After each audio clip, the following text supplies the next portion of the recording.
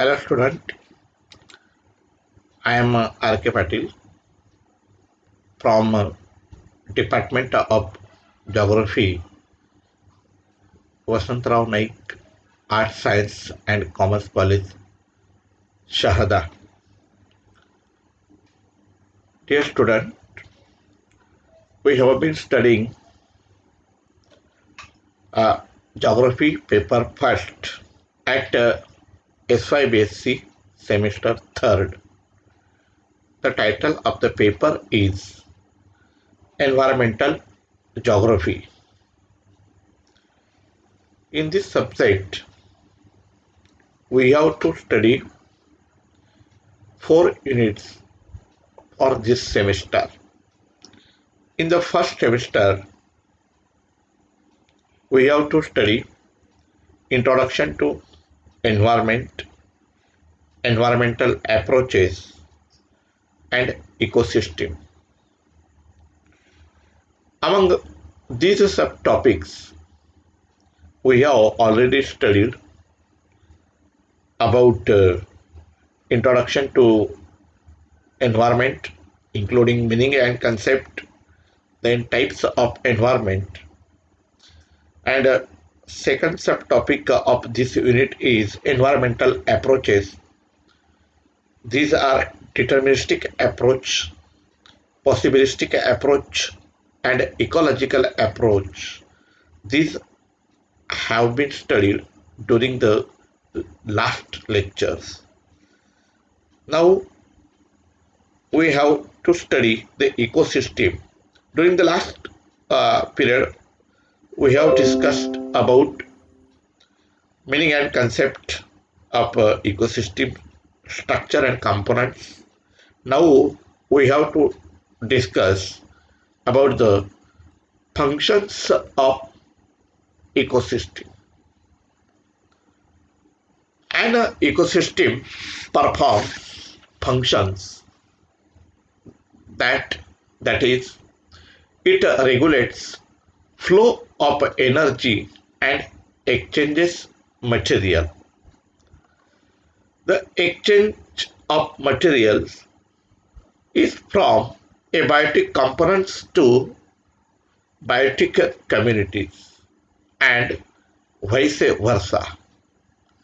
Then nutrient cycling. The flow of nutrients from environment to organisms and from organisms back into environment is called nutrient cycling. An ecosystem possesses mainly 2 types of components. These are abiotic and biotic components. Both the components interact with the physical and chemical exchanges. Here we have to discuss about the physical and chemical exchanges, means प्रकाश संश्लेषण व रासायनिक संश्लेषण ही आंतरक्रिया या प्रकारात होत असते. Then the exchange of material takes place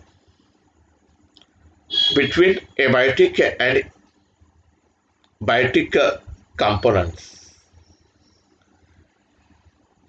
या ठिकाणी पर्यावरणातील अजैविक घटकांमधून जैविक घटकांकडे व जैविक घटकांमधून पुन्हा पर्यावरणाकडे पोषण द्रव्यांच्या होणाऱ्या चक्राकार संक्रमणास पोषण द्रव्य चक्रीकरण म्हणजेच न्यूट्रिएंट सायकलिंग असं म्हणतात. The flow of material from environment to organisms, म्हणजे environment to organism means from abiotic to biotic communities and from organisms back to environment, forming a cyclic path, is known as biogeochemical cycle. In this nutrient cycling, nutrients like carbon, nitrogen, sulfur, oxygen, hydrogen, phosphorus, etc. move in a cyclic path through abiotic and biotic components and are known as biogeochemical cycle. Uh, as far as nutrient cycling is concerned, carbon cycle, nitrogen cycle, oxygen cycle, etc. are the examples of nutrient cycling. Now we have to discuss about carbon cycle. Carbon is the basic element of all organic compounds in the living community. The source of carbon to the biotic community is the free carbon dioxide in the water, and the basic movement of carbon from the atmosphere to producers to consumers, and then from both of these groups to decomposers, and then back to the atmosphere. In this way, there is a circulation of carbon. As we know, the amount of carbon dioxide in the atmosphere is 0.03%, and the circulation of carbon from the atmosphere to biotic factor and back to the environment is being continuously going on, and it is a cycling of nutrients. Here, the atmospheric CO2 is used by green plants for the process of photosynthesis. Then there is a decomposition of organisms, respiration. Then some of the residuals of these organisms are some of the residuals of these organisms results fossil fuel. Then after combustion, there is a release of CO2 and it goes back to the atmosphere. In this way, the circulation of atmospheric CO2 takes place. In the first step of utilization of CO2 by a living organism is the photosynthesis by green plants. During photosynthesis, carbon from atmospheric CO2 is used for the production of carbohydrates, glucose, fats, etc. that may further convert to other organic compounds. All the organic compounds containing carbon are stored in different plant tissues as food, and the carbon is based on the herbivorous animals. Some of the carbon is returned to the atmosphere in the form of CO2 as a byproduct of plant respiration, in which considerable amount of glucose is oxidized and yield CO2, water and energy. CO2 comes chiefly from respiration of plants, decay and fermentation of organic matter, volcanic activities, etc. CO2 moves into plants from environment. Plants, with the help of chlorophyll, water, and sunlight, build them into carbohydrates or complex food and release CO2 back into the environment. Thus, the cycling of nutrients is completing. Nowadays,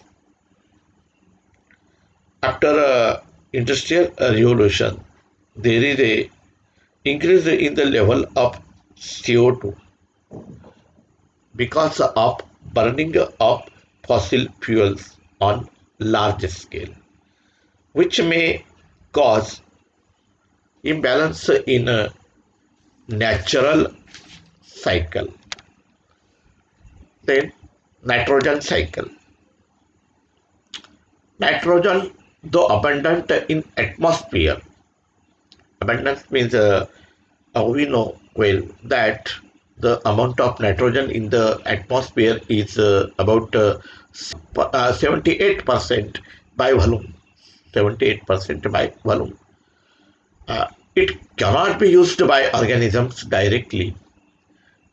It must be converted into some chemically unstable form. Animals use nitrogen in the form of amino acid, and plants use in the form of soluble nitrogen salts like nitrates. Nitrogen, though abundant, it cannot be used by organisms directly. It must be converted into some chemically unstable form that we have already discussed. It means many plants and animals use fixed nitrogen for their growth. Then the resulting ammonia carried out to the earth in rainwater. Nitrogen fixation. High energy fixation by cosmic radiation, electric discharges, and meteorite trails. Then biological fixation method of nitrogen. Biological fixation of nitrogen, which constitute about 90% of the fixed nitrogen of the earth. Some bacteria, fungi, blue algae convert atmospheric nitrogen in ammonia. Here there is a nitrogen cycle. There is a cyclic path of nitrogen, and is presented by a diagram.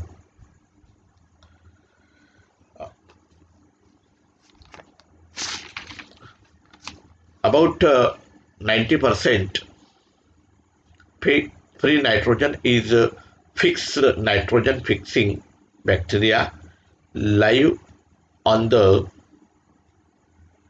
nodules of leguminous plants like beans, groundnut, peas, and alfalfa.